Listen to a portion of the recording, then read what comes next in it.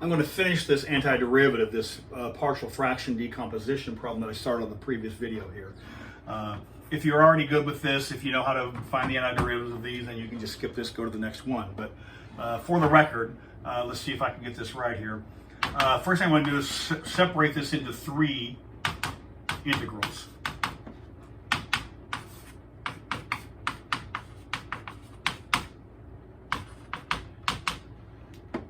I'm going to just throw this -2 out front here.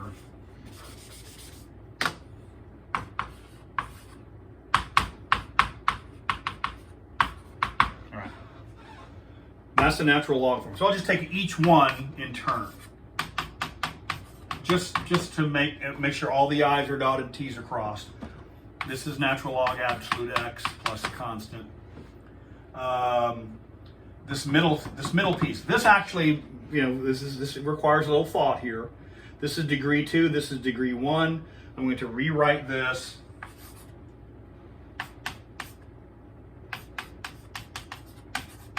I'm going to rewrite this as x.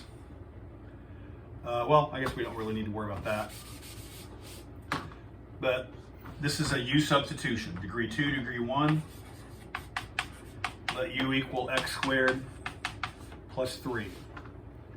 And then just like back in Calc 1, du is equal to 2x dx. I don't want 2x dx, I just want x dx.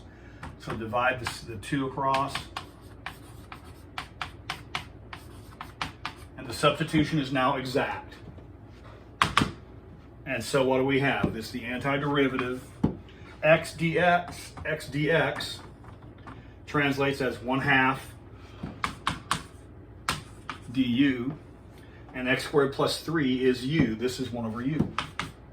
So after the substitution, this becomes the natural log form. So this is 1/2 natural log absolute u. But you need to do the substitution because this x in the numerator, you're going to need to account for this coefficient. So that's the procedure here. And then what was u to begin with here? U was, where's my number? U was x squared plus 3. And that piece is finished. So let's see, the first one's finished, second one's finished. This third one, the third one here, I'm going to write this the -2 in front. This is tangent inverse form. Tangent inverse form. Right? We want 1 over a tangent inverse u over a. Where u, in this case, what's getting squared is x. What's getting squared here is radical 3. So it's plug and chug. You do not need to simplify. You don't need to change the form. There's a -2 here already. There's a -2 multiplier already. So we have -2 over the square root of 3. We have a -2 and a radical 3 in the front. And then that's tangent inverse. U was x. A was radical 3. And that piece is finished. So there's one piece, there's the second piece, there's the third piece. And so our final result, don't stop, don't just get all the pieces scattered all over hither and thither. Pull together your final result so it's in one final spot. It's like this is a wonderful exercise, but if you're on the balance beam, you still need to dismount the apparatus. And dismount the apparatus means write your answer in one complete form. I'm going to combine on the fly all 3 of my constants of integration. So I have natural log of x from this one.